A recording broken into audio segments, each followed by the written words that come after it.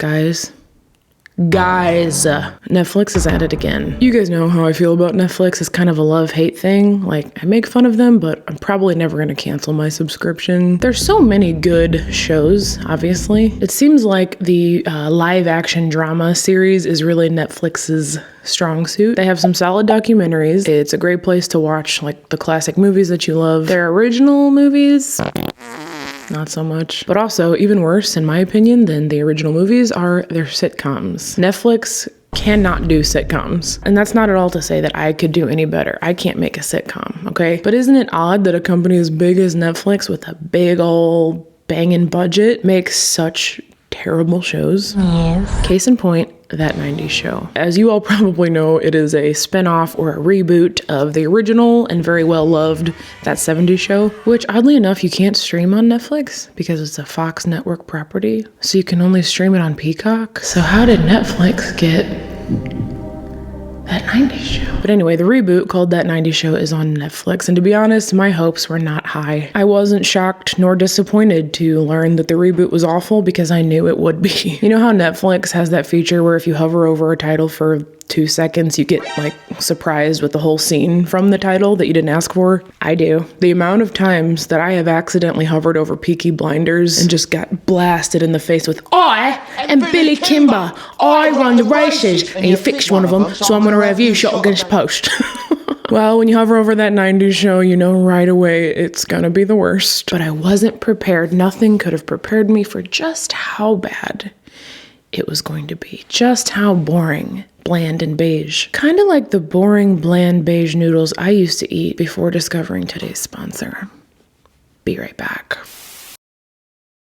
I spent most of my life just eating boring, beige, bland noodles. I would just season it with the little packet that it came with, you know?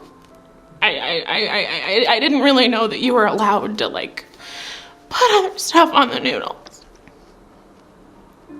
Not even salt?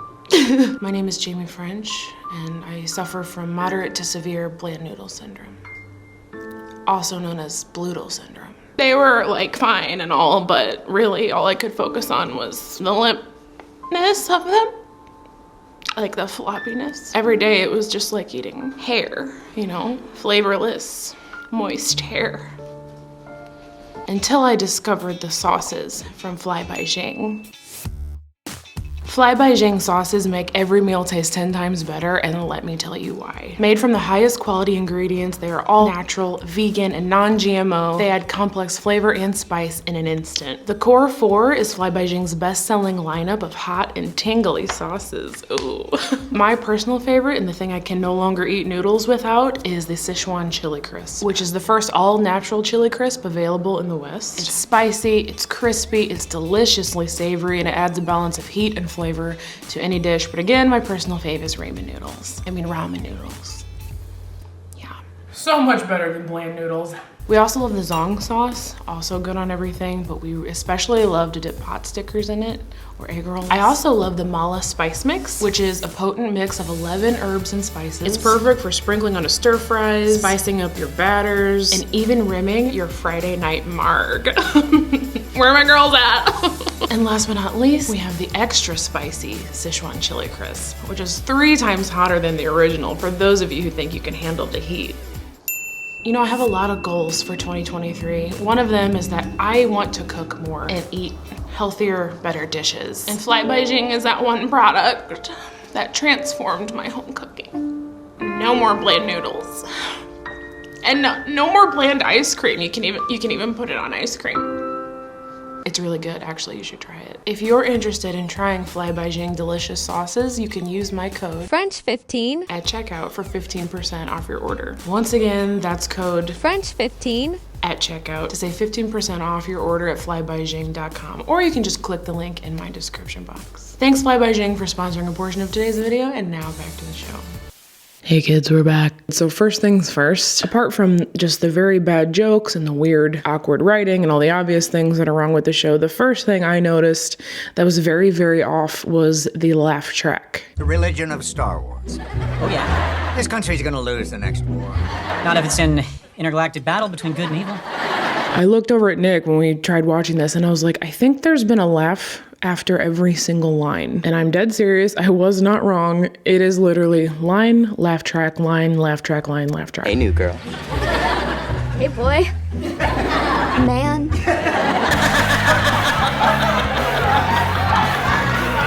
The only other shows where I feel like I've seen this line, laugh format are in those weird, like mid-tiered Disney Channel or Nickelodeon shows like Sam and Cat, which I watch with my friend's 7-year-old daughter and is less painful than this. Congratulations, those buds are blooming. The script actually shocked us. And I was even more shocked to learn in my research for this video that many of the writers from the original That 70s Show are writing for That 90s Show. But also, according to my mediocre Google skills, Ashton Kutcher and Laura Prepon are also writing some of it. So with all of these very talented and very obviously funny creators, people, what exactly went wrong here? How did we end up with this? Why are we still talking? Let's tap that keg and get stupid. Didn't that feel quite weird to you? Tap that keg and get stupid. So for context, if you haven't watched it yet, the story picks up, I think it's 15 years after the final episode of That 70s Show, and it mainly centers around Eric and Donna's daughter, Leia, who is named after Princess Leia from Star Wars. Leia Tatooine Foreman. Because Eric is that nerdy. So Leia comes to visit her grandparents, Red and Kitty, same characters as before. And she decides she would actually rather stay with them for the summer and hang out with her very weird new friends instead of go to space camp with her dad. For a little father-daughter space camp. Imagine that. It was cute for about 30 seconds, I would say. Kind of fun to hear the crowd cheer every time they saw one of their old character favorites. But it just immediately went downhill with every passing second. Be careful with the faucets in the house. The water comes out like scalding hot. It's a normal temperature, Eric. You've just got that sensitive baby skin. I know it sounds kind of mean when I say stuff like this, but it's just not objectively funny, like by anyone's standards. You've just got that sensitive baby skin. Wait, what? Okay. It's not the worst line in the world, but it feels so much more like a filler line and not a punchline, as in it wasn't time yet to add the laugh track. And that's how so much of this script felt to me, very much on the precipice of funny. You know? So Leia goes out to shoot some hoops, as tweens and sitcoms do, when she hears a mysterious voice from across the way, belting out Alanis Morissette. Of the cross I bear that you gave to me, Yeah, so this is Gwen. Gwen's character is very hard to watch. Stupid. But Leia is just immediately smitten, super into her, wants to be besties, is borderline creepy about it. Standing outside your window and watching you sing and wondering what it would be like to be you. So Gwen actually lives in Donna's old house. So Leia's like, hey, this is my mom's old house. And I don't know about you guys, but if someone told me that I was living in their mom's old house and their dad used to live right next door, I would probably say something along the lines of, oh, really? That's so cool. But Gwen is not like other humans and decides to make it very weird. I bet they boned in here all the time. Sometimes, late at night, I can still hear the I love making people feel uncomfortable. Well, you're succeeding. Really good at it. The weird jokes feel very contrived in That 90s Show, whereas in That 70s Show, it was more like innuendo, subtle. It was funny. That 90s Show feels more like an 11-year-old boy wrote them just because someone told him he was allowed to. I just pitched a tent. It's the gulp for me. This is Gwen's brother, by the way. I can't remember his name. Is it Nate? I think it's Nate. He's, you know, the over-the-top stupid character that can't form any rational thoughts. Seriously, Gwen, I almost nicked my nerves. So Nate is dating the sort of cool, edgy, witty girl, Nikki. Each character seems to mirror the original cast of That 70s Show. So this kid, Ozzy, is supposed to be kind of like Fez. We have Jay Kelso, who is Michael Kelso's son, but seems to mirror Donna's original character, you know, as the love interest. Leia, of course, mirrors her father, and then we have these two, which are supposed to mirror Kelso and Jackie. So I guess that means Gwen mirrors Hyde's character. Bummer for you. But that's the thing here. The creators of the show just relied a little bit too heavily on the audience's love for the original cast, or for the original characters, rather. And these characters can't really stand on their own. Besides maybe Ozzy, his character is pretty solid and decently funny. I'm pretty sure Osh Gosh Begosh here is gonna get carded. And that is honestly and truly not at all to insult any of these young actors. I think they're good actors. They're playing the characters that they were given to play. They are acting how they were directed to act, and they are reciting the lines that they were given to recite, even if they are heinous. Stop it. Get some help. So the kids accidentally get a keg given to them from this place called Mama's. The worker mistook them for someone else who ordered the keg and prepaid for it, and of course Nate and Jay don't question it at all. Are you here to pick up the keg from Mama's Discount Liquors? Yes. And they are so excited, as you can clearly tell, but by the time they get home, they realize they don't have a tap for the keg. So they convince Leia, who is the new friend of the group, that she should go buy the keg from Mama because Mama won't recognize her. And while she's at it, she should pretend to be pregnant. I guess I have done some pretty crazy things. One time, a seagull stole my sandwich, and under my breath, I called her. Aw, how charming and relatable. We're rooting for you, Leia. But of course she gets caught at the store, but not to worry, because this teenager is president of the debate team and is able to convince this grown woman to not call the cops. Put the phone down, Mama. I hate it so much. So, you know, guys, Leia realizes that she feels so free and happy. I feel free and happy. So she goes back home to her grandparents, tells her parents that she wants to stay, and openly admits to having been drinking, for which there are no consequences, even though she's like 14 years old. Eric's just like, all right, fine, go ahead and stay. Just let me smell you first. Are you smelling my hair? No, because that would be weird. Okay, I've watched that 70s show quite a few times. I don't remember the hair smelling thing. A little weird that you're smelling my hair, Mom. I'm hoping it's like an Easter egg or a callback to the original, because if the writers just put that in there randomly, then that's extra weird. So then Ashton Kutcher and Mila Kunis show up and say pretty much nothing and then leave. It was very clearly just a way to hook you. It was an excuse to put Ashton Kutcher and Mila Kunis in like the trailers and teasers for this show. I think it made a lot of people think that they were going to be part of this season when they're probably not gonna. But hey, this is just the pilot, right, guys? Sometimes the very first episode of a show is a flop, but then it gets really good, right?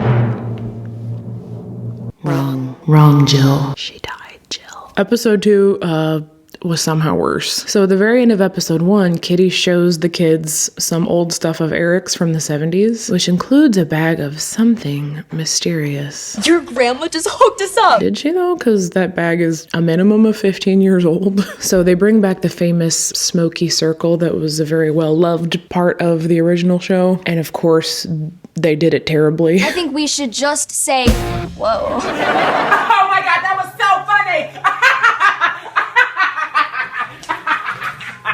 Hey, who am I? Your grandpa's body. Is it just me, or is that smoke like not moving? It kind of looks like a green screen overlay that you can download from the internet. Anyone else? They make smoke machines. So apparently there was acid in that bag, like expired acid, because Leia goes upstairs to get everybody Raisin Bran, and she sees her grandparents suddenly as a video game. They are a video game. And actually this little video game clip was the only part of the show that actually felt 90s to me, which brings me to my next point. Doth any of you feeleth like 4K and HD has kind of ruined sitcoms, even if the writing was good? Because during my research for this video, I saw a side-by-side comparison video of that 70s show and that 90s show, and Nick and I both agreed that 70s show looked like a show, whereas that 90s show looks like I'm there on the set with the people. So what if, and this is a crazy idea, but what if we just added a little like Gaussian blur, maybe some noise, mess with the audio a little bit? Would that make it better if it, you know, looked more like a show? Let's try it. So much for a quiet retirement. There's no more lint in my dryer filter. Nope, still terrible. It's not all bad, you guys. There were a few laughs. 3, to be exact. There were exactly 3 laughs. One was after Kitty and Leo go knock on Leo's door. Remember Leo? They ask him to borrow the movie Clerks. They know that he checked it out from Blockbuster because Leah checked the Blockbuster computer. Anyway, he gives them the tape, but when they get home, it turns out to be his audition tape to be on The Real World, which I thought was very funny. And I'd be perfect for the real world, man.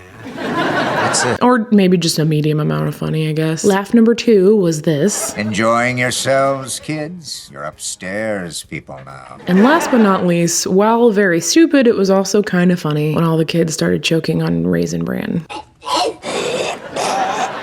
Good Nate. So that's it, guys. I only made it through 2 episodes, but if you can get further than that and you can see Fez's return and whatever else may happen, you deserve an award. The award for worst taste in sitcoms. Or the award for lowest standards for comedy. Or no, the award for the biggest obsession with red self-tanner. Your award is called the only person brave enough to make it past episode 2 of that 90s show. I'm done, I'm sorry. That's it, guys. Feel free to subscribe if you want to be friends. Hang out with me on my other social accounts and let me know what other shows that we should talk about.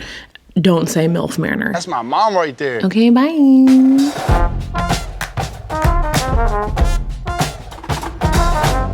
Fritos, Tostitos, Doritos, all the Eatos. You forgot about Cheetos. I just know with the mic this close to me that you can hear all my spit, and I'm really sorry. Hello? Hey. Hey. I'm filming and I want to try something funny. Okay, try it. Okay, finish this sentence. I am Billy Kimber.